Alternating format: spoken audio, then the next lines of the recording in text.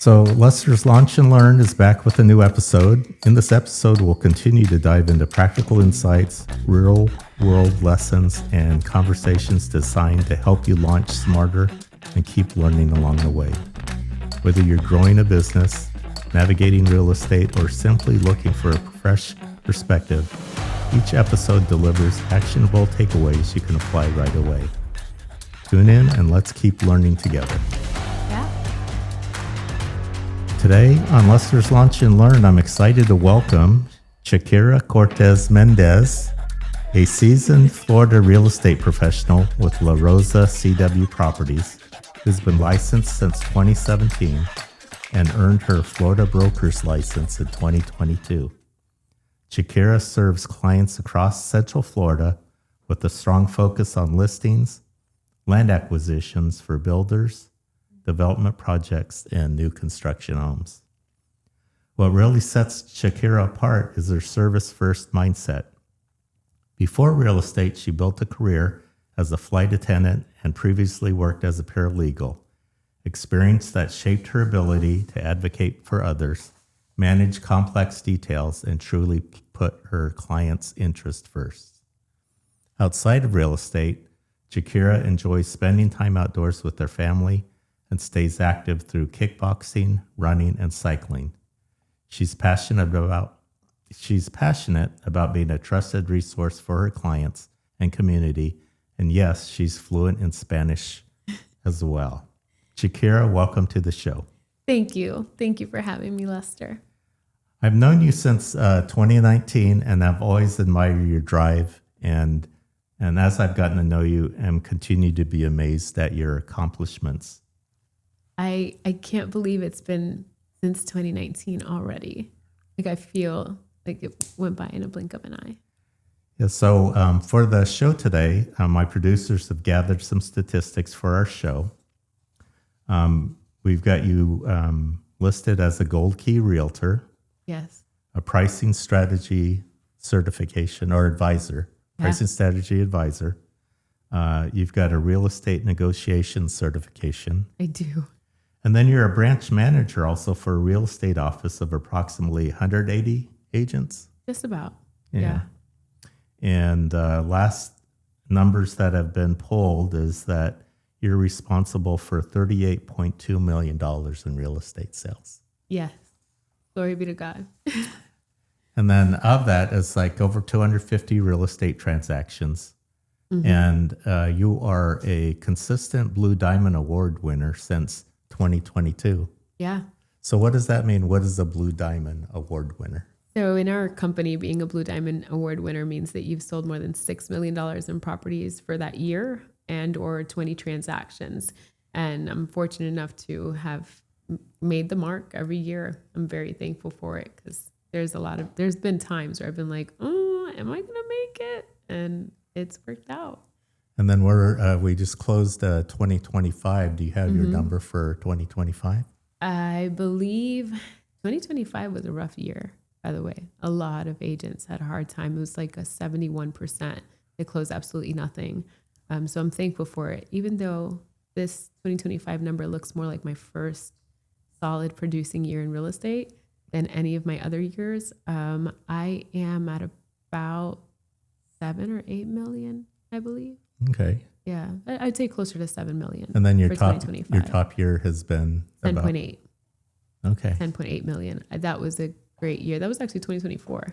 And this year, 2026, is most likely going to be better than all of the years I've been in. Yeah, the indications already, it just seems like there's a little bit more activity in the market. There is, be it because interest rates went down recently or just the uptick in foreclosures, but it's just a lot more clientele, or maybe just where I am in my career. I think I'm receiving more referrals than I was going to say I've ever received. I'm like, oh, wow, who told you about me? And it's a journey. So I get to go back and thank that person and go, geez, I didn't even know that they were still thinking about me. I have a gentleman that called me and said that he kept my business card for 5 years. And then he's very organized, by the way, because he keeps his business cards inside of a portfolio. And he was like, I kept your business card and you just stood out. He called me to list his property. And I was like, this means a lot.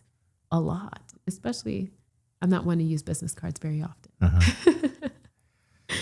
So if you could just like briefly just talk about your journey, your transitions from paralegal to flight attendant, and then how you got into real estate. I was fired from a job. I was a manager at a gas station before I had any fancy titles.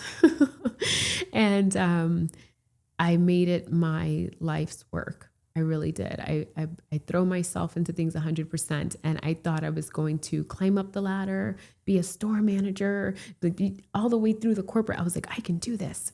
And I got fired. There are things that I believe when you're not willing to let them go, God will just take them from you. And that was one for me. I got fired and I started looking for a job immediately because I had my own apartment and I had my car and I was like, oh, I got to find something. And I applied for being a paralegal and I didn't expect to get it because I was in college at the time. I hadn't completed all the way through. And they called me and they hired me because I was bilingual. Now, there's Spanish and then there's like legal jargon Spanish, which is a totally different Spanish. That was an adventure for me. I learned to say things that I never grew up saying. And I got the opportunity to go into people's homes when they were in their really delicate positions, seeking legal counsel, legal assistance. And I got to explain some contracts to them or what they were signing in general, because of course, never practiced law without a license. And I got to take pictures of what their injuries were or take more information down on their situations and explain it all in Spanish. I had applied to be a flight attendant years prior to that, years before. And I just so happened to get a phone call while I was a paralegal. And when I got the call, I was just honest with my attorney. It was like, hey, I just want to do it for a year. I'm just going to do it for a year. And the best thing is they were super supportive. Like, okay, yes, go do this for a year. I went and did this for a year. Years later, I never went back to being a paralegal, but what it did was expose me to a bunch of people from different cultures with different customs, different ethnicities, different languages, different accents. And I didn't realize that in everything, when I look back, because hindsight is so clear, when you look back, I never realized everything that I was doing was preparing me for real estate. Because, I mean, in a gas station, you work with everyone in the general public, and customer service is everything. And we're graded on it, literally. And being a paralegal, I had to work with deadlines and black and white contracts and paperwork and explaining this and going into people's houses, because I wasn't like in the office paralegal, I was an intake paralegal. Right. To drive to their houses, go into their homes, be, exposed to their environments, their pets. Oddest pet, just so you know, was a huge pig. I've never seen a pig that size. I was like, okay, we're going to work around this. We can sign paperwork as the pig is walking through the living room. So I got to do that stuff, which is everything that I do now in real estate. I think I have an unfair advantage because God literally prepared me. There is not a house that I've walked into that I have felt uncomfortable in. And I've had floors that look like they were going to fall through. I've had red carpets all through bathrooms.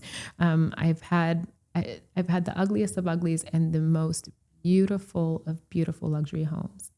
But I was prepared to do all this through all my past experiences in paralegal, gas station attendant, flight attendant. It doesn't matter the person that's in front of me.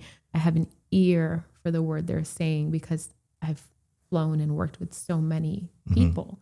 In my flight attendant career. So yeah, and it all kind of worked out. I got into real estate as a backup for the just in case, because, I worked for a large company who went bankrupt and got affected directly by September 11th.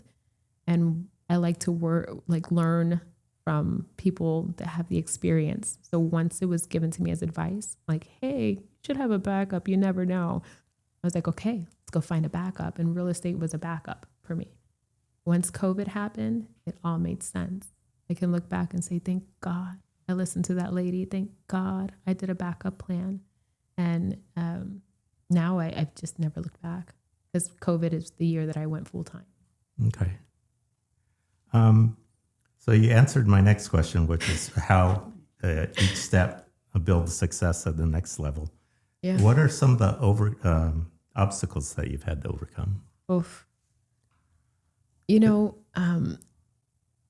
I was at an event recently, and one of the speakers said that the gold is in the conflict. And I would say everything that was difficult for me to do, because a lot of things come very easy, but the difficult things were the conflicts, the times where things weren't just going the way that I thought they should go. And I had to release control and kind of trust that the Lord was working in my favor, and let go of the idea of what I defined as success, and really just go out there and commit, not to the outcome, but to the process. I think that we have sometimes as human beings, right, the tendency to commit to the outcome. Like, I want this goal, and I want this goal to happen this way and at this time and in this manner. But we don't have the same commitment to the process. And the process is 10 times more important to commit to than the goal. And my process wasn't always pretty. I started off with deals that would just fall apart in my hands, or people that I just could not give them what they wanted, right? And I always want to make someone happy on the client side. So in the beginning, when those things would happen, I'd have to learn how to accommodate, learn how to shift what I'm doing. And it always taught me something. So I'm thankful for it. I guess that would be it. That would be the most difficult thing I went through, was not having the outcomes that I wanted when I wanted them, and learning that really I was being shifted into refining the process, so that now, since I've been in the industry now since 2017, now years later, I can say, oh, now I can have the outcomes because I have the process. Right. So now that I started this podcast, the algorithms are following me. And one thing I saw today is a gentleman talking about confidence. And confidence is not something that you sit at home and you develop confidence. Not he at said all. confidence is doing the hard thing or doing the difficult thing over and over again. And then that's where your confidence comes from. So when I hear you, I think of that's where, when I see Shakyra, I think, I know there's obstacles and difficulties, but then I think you carry yourself with that confidence. There's no other way. And I wouldn't so much say it's because of the experience. It's part of it. It really is, because I know I can make it through a difficult listing, for example, because I've had difficult listings before. But beyond that, it's just knowing, and I'm going to take it to the faith, it's just knowing that no matter what is shifting around me, no matter what is changing, the one constant that we can always count on is the Lord, is God, is His word. And that, it helps me move with more confidence. My confidence is in Christ. Great. Yeah. I'm glad you brought that up. Yeah. So just a segue in terms of, so this podcast is about people just, taking the next step in faith or whatever, having, even if they've just got a little confidence, just moving forward with what they have, and just keeping their eye on their goal. So the other day I was telling you about kind of like pre-production for this podcast. You were telling me about an episode in Stranger Things. Yes. About how somebody made it happen despite it just didn't look. Yeah, not having all the. Yeah. Not being so equipped to do it, but they did it. Can you share that? Yeah. So there's an episode, which, by the way, I restarted everything. Once season 5 came out, I went all the way back to season 2. I was like, I'm going to go all the way through because my kid has no knowledge as to what's going on in this show. And I promised myself that I would stop and explain to her along the way because there's so many gold nuggets in that show that I view spiritually, believe it or not, that I was like, I have to start this back over for her to really grasp it. So we make it through, I think we're like in season 4 or something at that time. And it's a point where there's a character that's stuck behind these gates trying to get out and is fighting this monster. And the friends that are trying to get him out, there's 2 of them.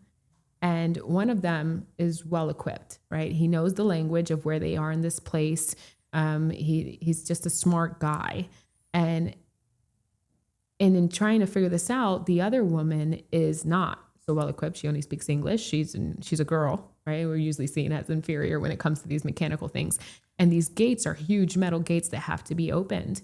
And the guy takes the time to look at the tools, like with the buttons that could get this guy out, and says, we're never going to know which button to press. We don't know. Let me get my glasses. Turns around and get his glasses because obviously he speaks the language. He's going to equip himself for what he needs to be able to read in the language to try to find the button out of all these things to get the friend out. It's a process, right? He can do that process. And it essentially, it would take him to the outcome that he wants. Right. The only issue is time is of the essence. Right. There's Over a monster the course of in days, there. he might have maybe figured it out. Yeah, he could have with more time. And there's a monster and they're trying to kill your friend. Your friend doesn't have that much time. The female, which would be considered the lesser right now, that doesn't speak the language, just starts pressing every button. And he's like, what are you doing? You can't do that. And she's like, I have to get him out. Like, forget the process. This is, we're right here and we're going to try everything until something works because time is of the essence. And I think that scene in that episode really stuck with me. I paused it. I explained to my daughter. Yeah. And I was like, Mama, there are things in life that you're not going to have the process for.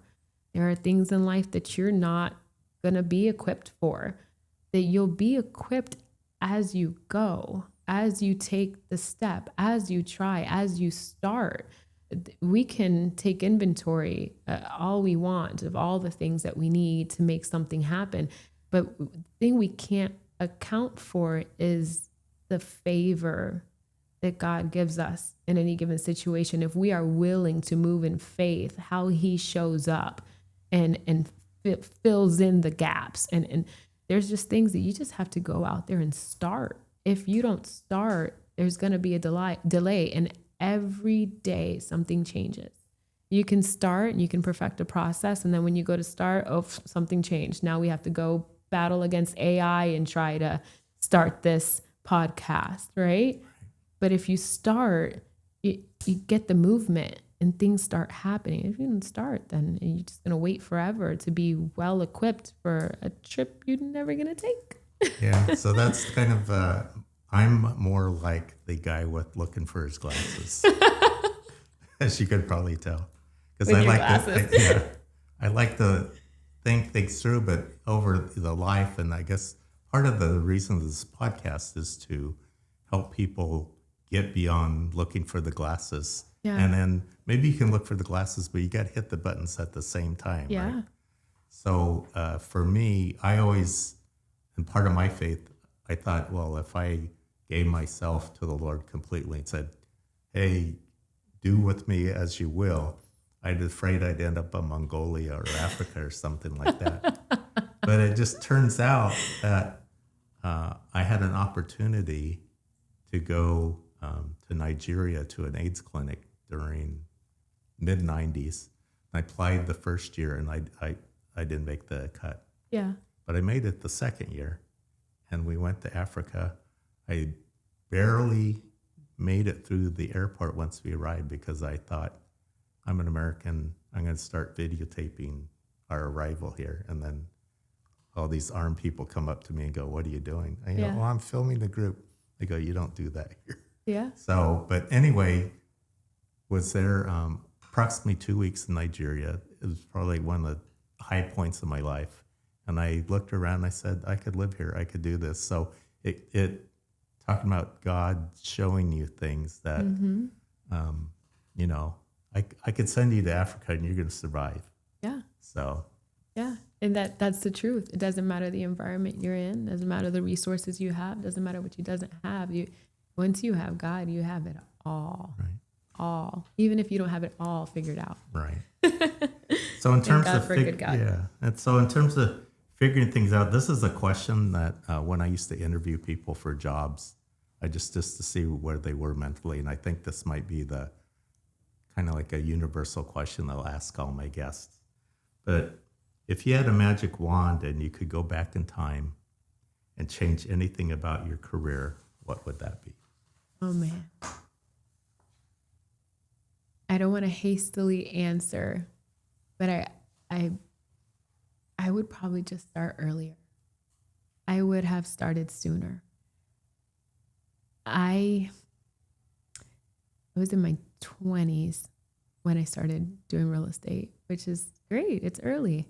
But if I would have known at 18 that I could have done this, I would have started at 18. We did a career fair last year for Seminole County Public Schools, and I met so many young high school kids, with their aspirations for engineering or doctoring or whatever it is that they wanted to do.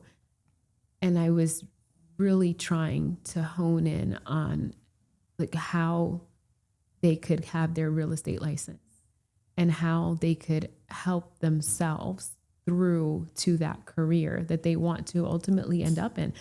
Real estate is a vehicle that changes your life. It is, as I'm going to quote one of my close friends, I was just with her earlier today, it's big girl money for big girls. And you can do so much to help yourself get to your goal by just selling real estate and helping people, forming those relationships. So I wish I could have started sooner. I'd have so much more experience. And then you'd be sitting here telling me I have 20 years almost in the business and have as much experience as you. Yeah, I'd start sooner. So you're reading some of my, you're mentally knowing some of my We're questions. just connected, Lester. Yeah. So just in terms of, I'm going to jump ahead, just talking about a real estate career, what should someone, as a new or an experienced agent, speak to you about or what would you say to someone who's interested as a new or experienced agent about a career with La Rosa Realty? I think it is life-changing. I would say don't be afraid to specialize. Don't be afraid to go out there and get the license. Don't even do so much research by paying for a bunch of classes that are going to tell you things that you're never going to use in the industry. Just bite the bullet, get your license, get started. And at the very least, if you use it for one deal and it's your home purchase, it has paid for itself. Right. It's not a waste. Because then you're in the game. Yes, exactly. You're in the game. And just having the opportunity to, like the opportunity available, you won't have it if you don't have your license. Right. I'm a firm believer that you have to get ready so you don't have to, be ready so you don't have to get ready. You have to be prepared so that when the opportunity arises, you're not like, oh, I should get my real estate license because now this person wants to sell a $2 million property with me and I don't have my license. Right. No, get the license and then you'll see all the opportunities arise. So that's what I would tell them. I'd say just get started, come on in. We have an amazing culture in our office. So supportive. We have sharks in the water, but they do not bite. They are so helpful and they're so great. And they really care. You're surrounded with people that want to see you succeed, and not because you're a La Rosa agent, not because you're a CW Properties agent, but because we love people and we want to see you at your best, and we're willing to give you whatever assistance we can to get you there. So yeah, get started. So, in talking about your office, and talking about people, there's a lot of things that you do in terms of team building for the the 180 agents or so. Yeah. But there's things that you do in the community also. Could you share some of those items? Yeah, absolutely. So every year we do a give back. We do 3 charitable give backs a year, usually around the holidays, and also for the backpack brigades for children to go back to school and have what they need. Because, and you probably saw this when you went to Africa, not everyone is in the positions that we're in. I don't care what position you are in, somebody has less than you. And there is a need out there. There's always going to be a need, because that's just how life is. So if we can give back, then we will do it. If we can assist, we're going to do it. And so every year we give back to families in need with Seminole County Public Schools and the local police department. Every year we give baskets of groceries with gift cards to families who just can't afford to do a Thanksgiving dinner. Every year we give toys to families that are in need as well during Christmas, so they can have a Christmas. And I feel like our office takes it a step further. It's like God knows the heart posture of everyone we have in our office. And almost every year we've had a family with an extenuating circumstance that we've been able to assist, be it a death in the family with multiple children where we were able to be there, or a person with facing homelessness that gets to go back to a place where they have support and assistance, and where their children have warm clothes and things like that. And we've been fortunate that when those things arise and get those opportunities, because it's an opportunity to serve and to give, which is probably the highest calling, that everyone shows up. And people that don't have to show up, I'll be like, hey guys, I know someone, and you guys are all like, here. And we're able to help those people out of really tough circumstances. So we're always open to helping and always looking for the need, and able to provide, God willing, whenever He allows us to. Yeah, giving back is really important. So, in terms of serving others, I know that's one of your philosophy in terms of your, I guess, real estate career, or your motivation, or I guess, again, going back to your philosophy, I guess that's your driver. Yeah, it really is. What good is it for me to do all of these things here on earth if I don't love people? And if you love someone and you see them in a situation where they absolutely need assistance, how could you say you love them and leave them there and act like nothing's happening? Even if it's, sometimes it's not even monetary. I think the biggest thing that comes out of those circumstances where we've been able to, yes, affect someone financially for a temporary amount of time, or affect them in their material needs for a temporary amount of time, is the relationship that's built, is the ear to their circumstance when they just need someone to cry on. It's the prayer that arises when I don't know how to help, and I can pray. And praying is the most powerful thing we can do to help somebody's circumstances. So yeah, I think it is really important to me, serving, giving back, and helping. In addition to prayer, not saying prayer's not important. Yeah. It's kind of like you're always praying. Mm-hmm. Yeah. But what would you say to anyone listening to the podcast who have lost hope of getting to the next stage in their life, their career, family, or maybe specifically real estate, like purchasing a home for investment, to live in, or as a real estate career? I would say you are not alone. You are not alone. There is not a circumstance unique to anyone. Be it that you feel like yours is worse than someone else's, or yours has this peculiar factor to it. It says in the word that no one's going through anything new. Everyone has been there. in some way, shape, or form.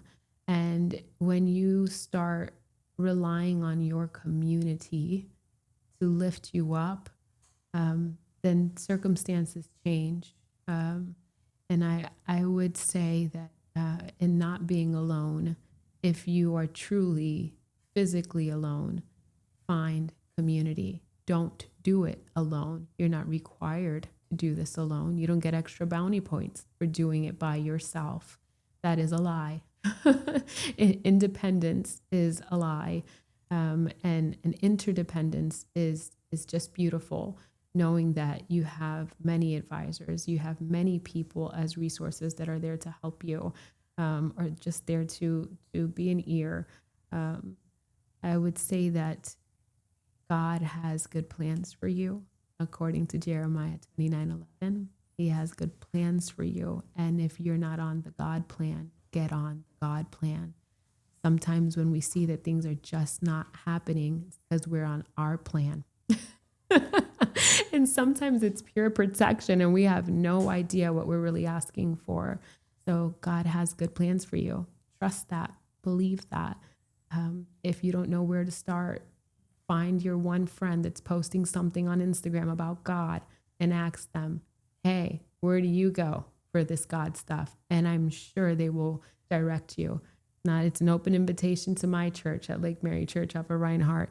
Come on by. I was just going to ask because I know just from your social media posts that how important that church is to you. It is. And then are you still translating there, or? I am. And then how does that work? It's fun. It's funny. I came here when I was 3 years old from Puerto Rico. So my first language was Spanish, but at 3 years old, what is language? Come on. My first language is truly English. I am so fluent in it. And I didn't think that I would have an opportunity to translate. I just knew that I'm also fluent in Spanish. I learned in the flight attending world and in paralegal world.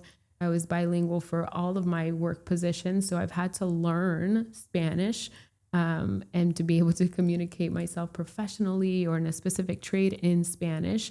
So I just checked the box. Like, yeah, if you need me. But I didn't know where that would take me. And it turns out they needed a translator for English to translate the Spanish service into English. And I was like, God, you are so purposeful. That's funny because I thought it was the reverse. We have the reverse as well, but there's other, I will say, way more qualified people that speak Spanish. Because again, like biblical Spanish is also a specific sector of Spanish. And if you don't know what the book of Santiago is in English, then why are you translating to Spanish? It's just not going to work. But I'm fortunate that I was able to translate, or I am able to translate the Spanish service to English for the people that show up at the Spanish service, either by mistake or that they just love the music. So that's their service. But they get the word in English every first week of the month is when you can hear my voice over your translation headphones. But I do a lot of other teams over there too. There's ushering, there's connect teams, there's ministry teams. There's a lot of areas where you can serve if you're looking to serve and to give back into the kingdom. They put me in the parking lot. Hey, I love the parking lot attendees. Shout out to our parking lot people. I didn't write this question down, but it comes to mind, and I'm sure people watching are asking themselves. So you've got this, I would call it mega real estate career. Thank you. You're a great mom. I see your daughter around. She's just like attached to your hip. At the hip. And then I see videos of you running. Mm-hmm. You did a half marathon recently. Yeah. And, you got your church life. I guess, how do you keep everything balanced, or is it balanced, or is it just managed chaos? I think it's balanced. I would say it's balanced, but it's not balanced because of me. I double book myself a lot. I am getting better at not over promising and under delivering, but I want to do so much more than I am capable of within this body, right? I only have 2 hands and I'm limited by the same 2 ears and 1 mouth that everybody else on earth is. But I start my day off with prayer and end my day off with prayer. And I'm like, God, you know that I'm asking you to be able to drive to Davenport, which is an hour away, make my 9:30 meeting, make my 11 a.m. meeting, make my 12 o'clock, my 1 o'clock, and my 2 o'clock, and come back and pick up my kid. And make a podcast today. And I don't know how you're going to let me do it or how you're going to make a way for me to do it. But here it is. This is my mess. And I'm asking you to go before me on it. And it never fails that I'll have plans change without me having to move anything. I'll get a phone call. Hey, I'm not able to make it at that meeting. Actually, I'm going to do it 30 minutes earlier. Or I showed up at the office to drop off that thing I said I would drop off, but I got here at 8 a.m. Can I just put it under the door? And I don't have to be present for everything. I don't. And this year I was able to learn that with growing my team, my downline team. I'm at about 160 something people that direct report in my downline. I learned that I don't have to be present for everything. There are some things that will work themselves out. There are some things that the Lord will remove from my path, even though I'm like, I really want to do this. He's like, no, you don't have to. You have other things I need you to do. And it just works out. When it came to marathon training, waking up earlier is everything. I've learned to love starting my run 5 a.m. or not even 5 a.m. if it was just dark outside and watching the sunrise. It was like watching God paint the skies for me. I was like, oh my gosh, this is pink and this is orange and this is cotton you have a terrific candy. setting for your runs. Yes, it's beautiful over in Sanford. It's just gorgeous over there by the marina and looking at the sky.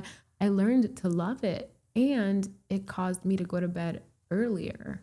But I get so much more done because I started my day so early that everything would just flow.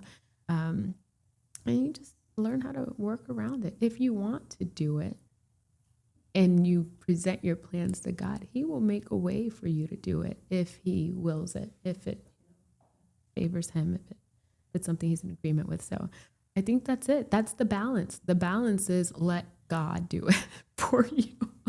I have the best assistant in the world. He's not my assistant. He's my lead, right? He's my Lord and my Savior. So if you put him first, everything else just flows. Well, thank you, Shakyra. So pleasure. just want to close here. If you're looking for expert guidance in Florida real estate, whether it's listings, land, or new construction, be sure to connect with Shakyra and schedule a consultation.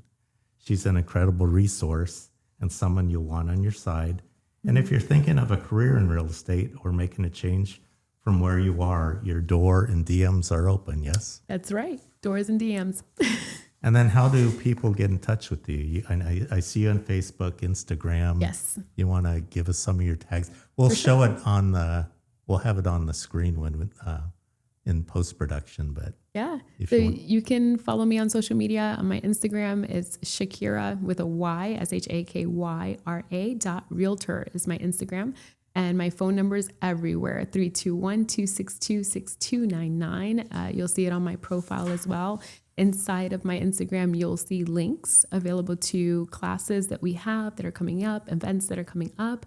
And yeah, I'd love to meet you. Go ahead, give me a call. I don't bite. Send me a DM message through Instagram and I will help however I can. Thank you again, Shakyra. Thank you, thank you for joining Lester's Launch and Learn and for the value you brought to today's episode. And your experience and service-driven approach really stood out. I admire your strength, courage, and your witness as a follower of Christ. Thank you, Lester. This means so much. I'm honored to be here. Well, this is great. I really enjoyed this. Me too. Me Okay. too.